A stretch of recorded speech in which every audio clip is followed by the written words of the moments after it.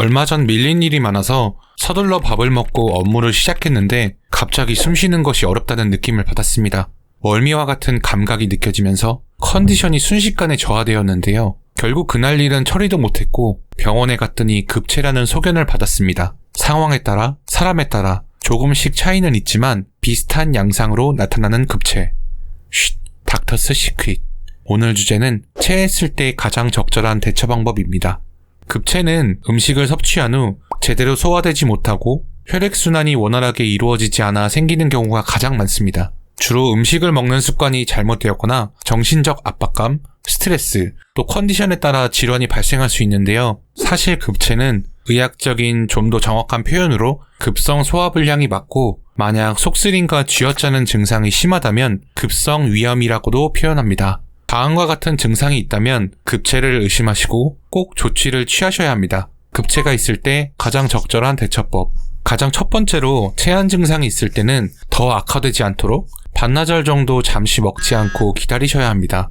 보통 식사 후에 속이 더부룩하기 시작하면서 차가운 탄산음료, 매실액 등 다양한 음식을 추가로 섭취하시는데요. 좋지 않은 방법입니다. 체했을 때 섭취한 음식물은 식도를 거쳐 4시간 정도의 소화작용이 이루어지고 십이지장으로 가게 되는데요.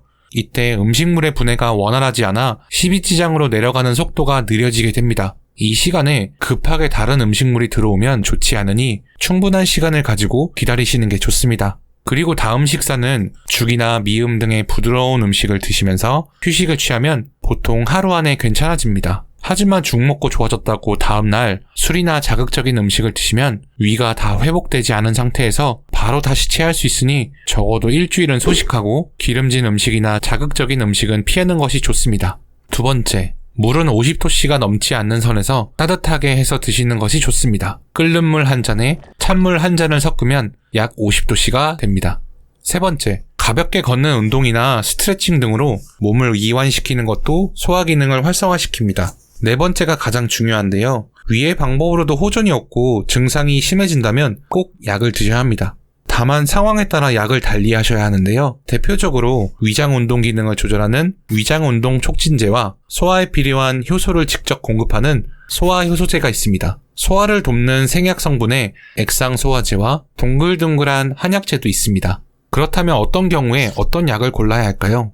명치가 콕콕 찌르듯 아플 때는 과식 혹은 기타 원인으로 위장 근육에 문제가 생겼을 가능성이 높습니다. 이때는 소화효소제를 복용하는 것이 효과적입니다. 소화효소를 인위적으로 우리 몸에 넣어줘서 소화 기능을 향상시키는 것이죠. 우리가 흔히 알고 있는 배아제, 회스탈 등이 여기에 속합니다. 이런 소화효소제의 대표 성분은 탄수화물과 단백질, 지방의 소화를 돕는 판크레아틴, 디아스타제, 펩신 같은 물질입니다. 모두 침샘, 위, 췌장 등에서 분비되며 대부분은 돼지의 췌장 등에서 얻어 알약으로 제조합니다. 소화효소제는 증상이 있을 때마다 한두 정 복용하면 되는데요. 특별한 부작용은 없지만 돼지고기에 과민 반응이 일어나는 사람은 복용을 피하도록 해야 합니다. 또한 수개월 이상 장기 복용할 경우 우리 몸에 자체의 효소 분비가 줄어들 수 있으므로 꼭 주의해야 합니다. 또 하나 알아둘 것은 소화효소제는 대부분 알약 형태입니다. 위산에 파괴되지 않고 장에서 녹아 가장 효과적으로 작용하도록 잘 코팅해 놓았기 때문이죠. 따라서 이 약들을 가루로 빻아 복용하는 것은 반드시 피해야 합니다. 속이 더부룩하고 가스가 차며 신물이 올라온다면 위장관 운동이 잘 되지 않아서입니다. 스트레스 등으로 인한 만성적인 증상의 가능성이 높습니다. 이럴 땐 위의 음식물을 빨리 장으로 내려보내도록 위장운동 촉진제를 먹는 것이 좋습니다. 위장운동 촉진제의 대표 성분은 트리메부틴, 돈페리돈입니다. 두 가지 모두 위장관 신경에 작용해 위장운동을 조절하며 더부룩함과 메스꺼움을 완화시킵니다. 트리메부틴 성분의 약으로는 포리부틴, 제이부틴 등이 있습니다. 성인은 알약으로 하루 3번 식전에 복용하고 어린이는 시럽 형태로 복용합니다.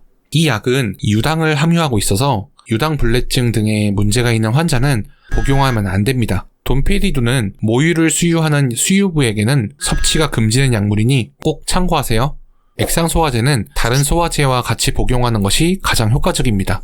가스활명수, 속청, 베나치오 같은 액상소화제는 멘톨, 계피, 고추 등의 생약 성분이 들어있는 소화제입니다. 위를 자극해 소화액의 분비를 촉진시키고 위산을 중화시키죠. 고추의 매운 성분인 캡사이신은 소량을 장기적으로 투여했을 때 위 통증을 완화시키는 작용을 하는 것으로 알려져 있습니다.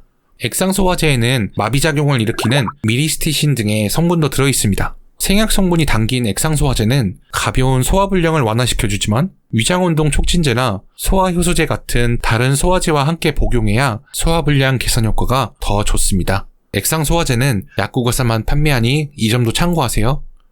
편의점에서 파는 액상소화제와 비슷한 이름의 제품을 발견했다면 함량이 적은 의약 외품이라고 생각하시면 됩니다. 가령 가스활명수는 약국에서, 가스활은 편의점에서 볼 수 있습니다. 이 밖에 한약재인 황련, 황금, 감초 등이 포함된 생약도 속을 다스리는 데 효과가 있습니다. 성분 자체의 효능보다는 양약과 비교해 평소 한약을 선호하는 경우 주로 선택하시면 되겠습니다. 보통 병원에서는 소화제를 2주에서 한 달 정도까지 처방해 줍니다. 투약 후 증상이 호전되면 투약을 중단했다가 증상이 재발했을 때 다시 투약하기도 합니다. 만약 소화불량으로 고생하고 있다면 빠른 치료를 위해 약을 복용하면서 식습관도 함께 개선하는 게 좋습니다. 술, 카페인, 산도가 높은 과일 주스, 식초, 매운 음식 등은 위를 자극하므로 피하는 게 좋습니다. 여러 소화장애 증상이 있는데 위내시경이나 위장운동 검사 같은 기본 검사로 증상의 원인을 찾지 못했다면 정신건강에 대해서도 생각해 보셔야 합니다. 평소 스트레스를 얼마나 받고 있는지, 원래 스트레스를 잘 받는 성격인지, 이러한 정신적인 요인들도 소화 기능에 영향을 미칠 수 있습니다. 지친 심신을 다스리는 것도 소화를 돕는 데 중요한 역할을 하는 것을 꼭 기억하세요.